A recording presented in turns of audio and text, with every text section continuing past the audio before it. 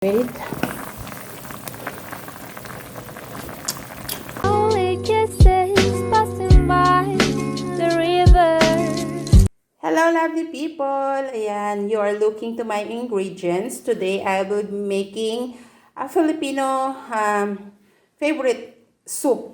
Sinigang. Yes, sinigang. I know I have to speak in English because I know some of the foreigners who tasted it, they want to cook it. So might help. So anyway, I will be cooking a pork sinigang and with my improvised all ingredients because I don't have that basic ingredients of the sinigang. In the Philippines, the basic ingredients of the sinigang will be radish, a tamarind, kangkong, and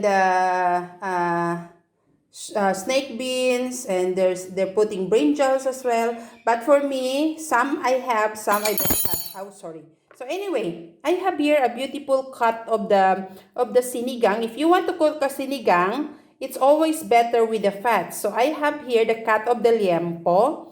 I have some little bones here, and then there's also some meat here. This is a beautiful cut actually. We bought it in the shop that's already cut. So see, look at that. That's the perfect cut for the sinigang with the meat, the fats, and yeah, the skin is very thin. So you know that it's a young pork, and it will be easily cooked. Like it can get tender very easy. And then after this, the vegetables I have here.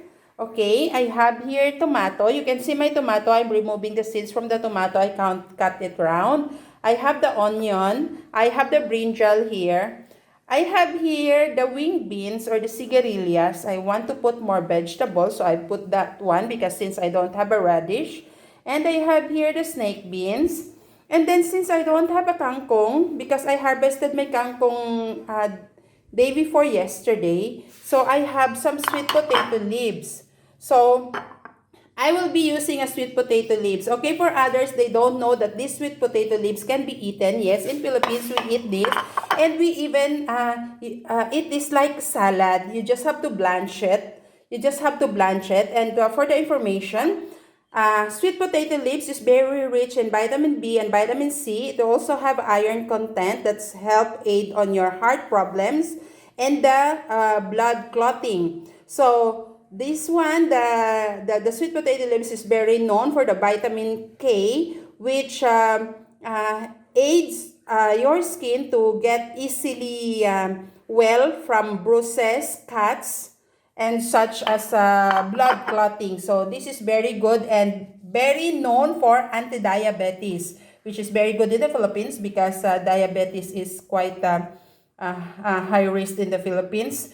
And since I don't have a chili, the green chili, I will be using a chili paste because I love spicy food. So I will be using a chili paste.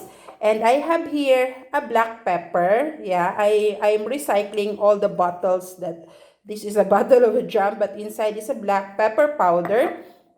Of course, I have the salt here. I need some oil to saute, and I have here a gallon of oil, but I'm not gonna use everything. I used to buy oil like this from the milling. It's a pure coconut oil. And then for the tamarind, since I don't have a tamarind, we have a tamarind tree here, but it's not the time to bear fruits yet. I will be using these Sri Lankan spices called goraka. I don't know what is this is in English, but but I heard some other people they're calling this as an Indian tamarind because it's sour. It is sour and it looks like this. It's sour and you can eat it also as it is. It is a fruit. This is a fruit. I have a blog about this before. And very common in Sri Lanka. They use this in the curries.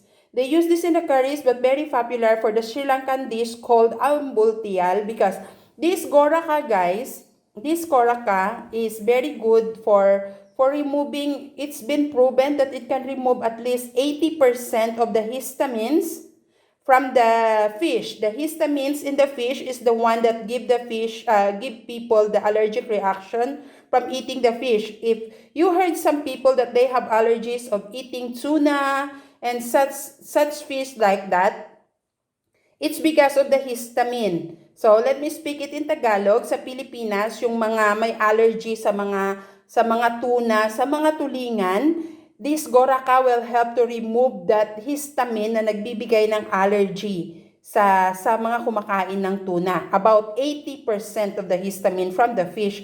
And it can be used as a tenderizer for the meat. Normally, they're using this as a tenderizer for the meat. Mabilis lumambot yung karne kapag meron nito. That's why very common to use for a curry also. And this is also, since it's an Indian tamarind, so it's sour. So you just have to put it together with the food. And you can even eat this, but yeah, it's sour. So anyway, let me start. If you notice this is what will happen if you ask your husband to wash the dish. Anyway, so let me start cooking, guys. Okay guys, so now I will be using my my clay pot there. So it's already smoking. So let me put some oil first before I talk. There you go. For others, they don't use oil. They directly put the water. But there's different way of cooking. For me, I love to saute the onion and the tomato together with the pork. So it will help the pork to get cooked a little bit quick. So it doesn't matter, you want to put water first, boil the onion and the tomato, or you just want to saute it, doesn't matter. So I will put the onion first, and I'm using my clay pots. This is outside cooking here. I'm using a clay pot and my polkato handi in Sri Lanka, which is a coconut shell saddle here. So, I will just have to saute this. But I prefer also to do it this way because then the aroma of the spice from the onion, the sweetness of the onion, and one thing I observed is the pork or either the chicken, even I cook tinola, I want to saute it and it can easily get cooked. And you know, there are some dishes like unwanted, like a smell. There are some people that they don't like to eat the pork because of the smell. It will disappear if you saute the pork first. So that's enough. Now I'm gonna put the tomato. There you go.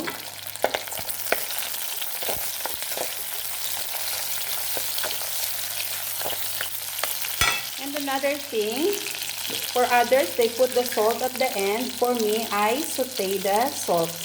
I don't know why, but I'm just get used to doing it. I saute the salt. So, always make sure to put a little bit of the salt first. Just put, if you need some more later on, you can add later on. They suggest put a little first so you can adjust, because if you put a lot, you can't adjust it later on. And I will also put the black pepper powder. Right? And now, let's dump in our fat pork. There you go. That's the pork. And I just have, you see the pork is very fresh and it's very nicely cut. So I just have to wait for the pork to change the color a bit. Just saute it until it will change the color. Change the color, not totally like cook, but just change the color like so. You can see that the red one become white. See? I observed it actually, especially if the meat is frozen, it can easily cook. I don't know why. Alright, so there you go. I just want to make it white color. You see, it already changed the color. See, it was white before, but now it's a little bit pale. Not white, but pale.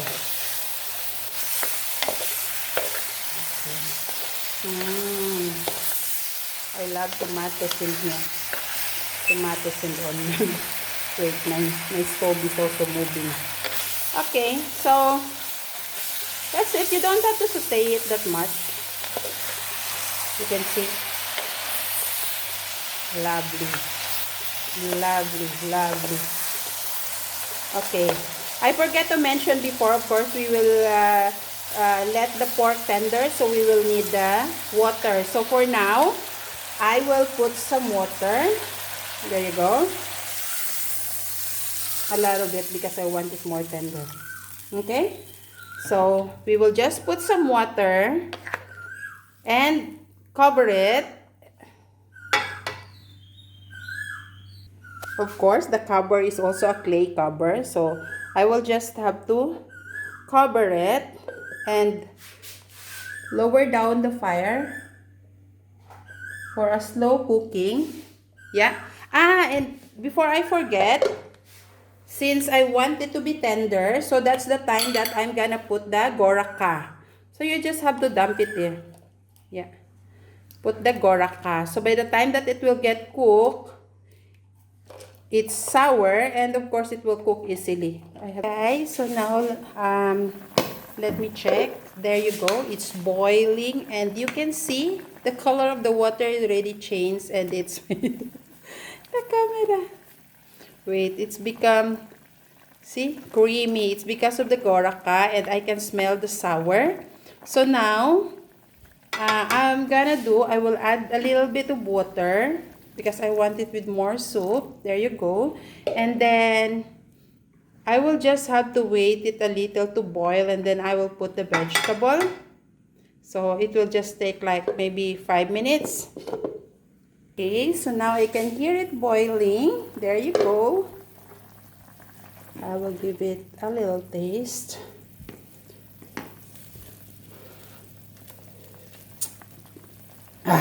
Sour though. Love it. Okay, so now I will dump in all the vegetable. There.